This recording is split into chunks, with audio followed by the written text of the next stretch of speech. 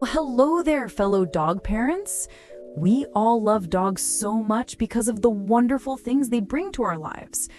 Our dogs are constantly talking to us, but sometimes their beautiful language can be a little different from ours.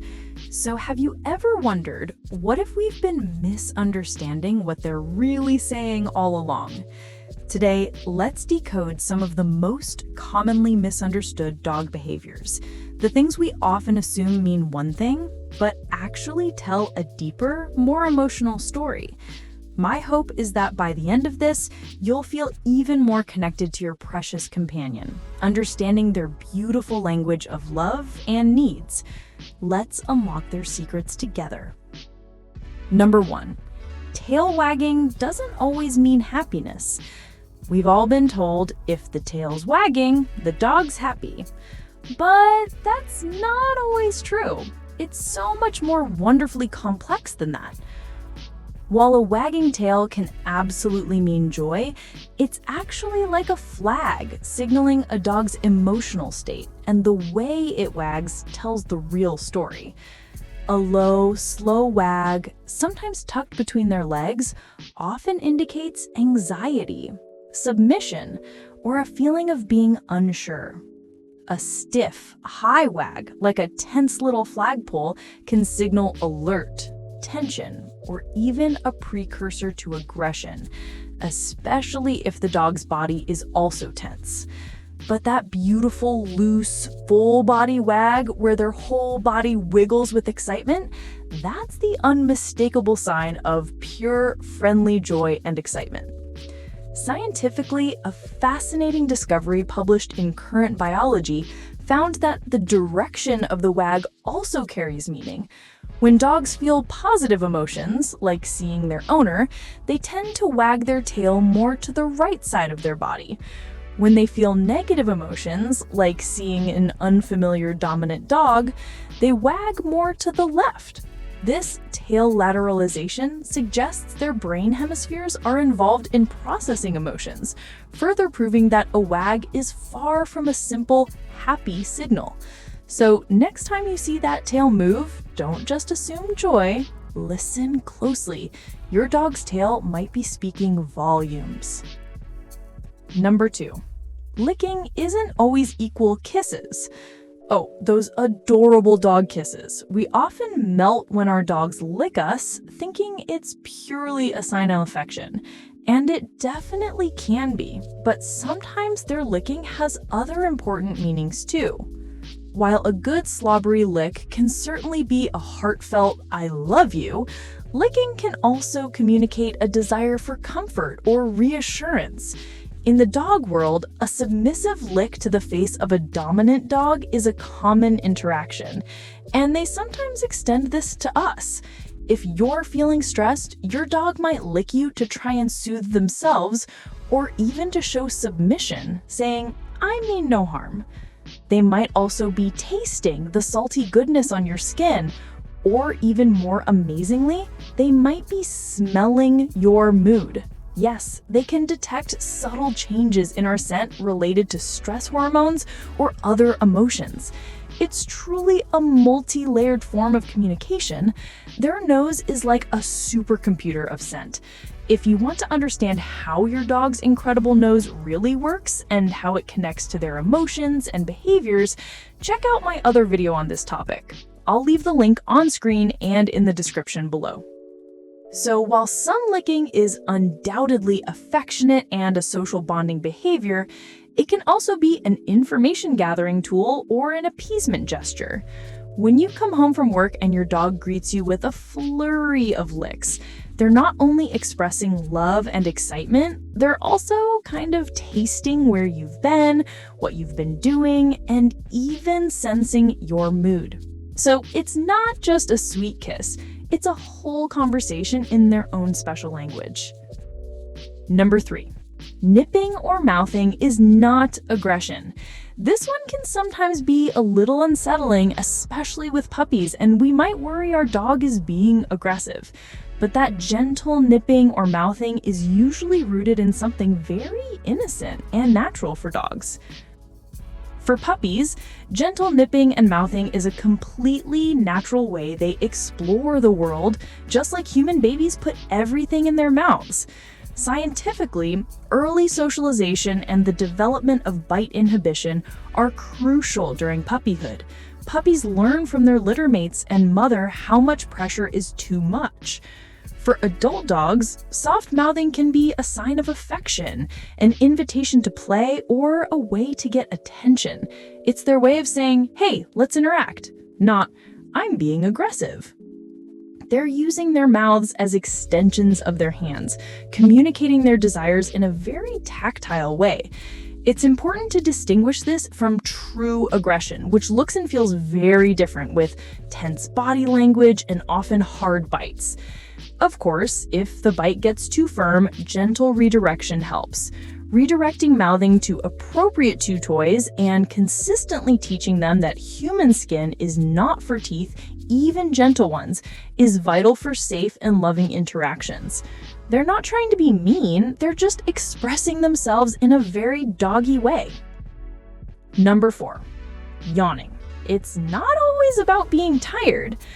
We usually associate yawning with being sleepy, right? But for our dogs, that big, wide yawn often means something completely different, and it's a vital part of their language. When your dog yawns, especially in a situation that isn't bedtime or just waking up, it's often a sign of stress, anxiety, or even a way for them to calm themselves down. It's a classic calming signal. The concept of calming signals was popularized by Norwegian dog trainer Turid Rugaas, who has extensively studied canine body language. In the social contexts, it's often a displacement behavior. This means the dog is performing an out-of-context action to relieve internal conflict or signal a desire to de-escalate a situation. For example, if you're leaning over your dog for a big hug and they yawn, they might be gently saying, "I'm a little uncomfortable with this closeness," or "Please give me a little space." They might also yawn when they meet a new dog, when they're uncertain about a loud noise, or when they're simply feeling overwhelmed. So next time you see that big yawn, pause and think about what your dog might really be feeling and offer them reassurance. Number 5, tilting their head beyond just cuteness. We all melt when dogs tilt their heads. It's one of the most heart-melting sights on earth. But while it's absolutely cute, there's actually a wonderful scientific reason behind it. When your dog tilts their head, they're not just trying to win you over with cuteness, though they certainly do. They're actually doing 2 amazing things. Firstly, it helps them adjust their ear position to better locate and interpret sounds. By tilting their head, they might be trying to fine-tune what they're hearing, like trying to figure out if that funny squeak really was a squirrel. Secondly, it's linked to visual focus. A study published in Animal Cognition proposed that dogs may tilt their heads to improve their line of sight to a human's mouth, which can be partially obstructed by their own muzzle. They are trying to understand every nuance of what we're saying and feeling. Isn't that beautiful? That cute tilt truly means they're putting in so much effort to understand us. They're saying, "I'm listening. I'm trying to understand you." Number 6, eating grass. Not always a sign of illness. This is a behavior that often sends us in a panic, isn't it? We might immediately think, "Oh no, my dog is sick," when we see them eating grass. But the truth is, it's rarely a sign of serious illness. While sometimes a dog might eat grass to relieve mild nausea, but in most cases, it's actually just instinctual or a simple act of curiosity. Many healthy dogs eat grass. It can sometimes aid digestion by adding fiber, or it might just be because they enjoy the taste or texture. It's a completely natural behavior for many canids, going back to their wild ancestors. So unless it's accompanied with other signs of illness like vomiting, lethargy, or loss of appetite, it's usually nothing to worry about. So let's not scold their natural curiosity. It's a beautiful part of what makes them dogs, exploring their world with all their senses. Number 7, turning away doesn't mean being rude. Sometimes our dogs communicate in the quietest ways, by doing less or by simply turning away. We might misinterpret this as them being aloof or even rude, but it's often their polite and quiet plea for a little personal space. When your dog turns their head or even their entire body away from you or another interaction, they're politely saying, "I need a little more room right now," or "I'm not comfortable with this direct approach."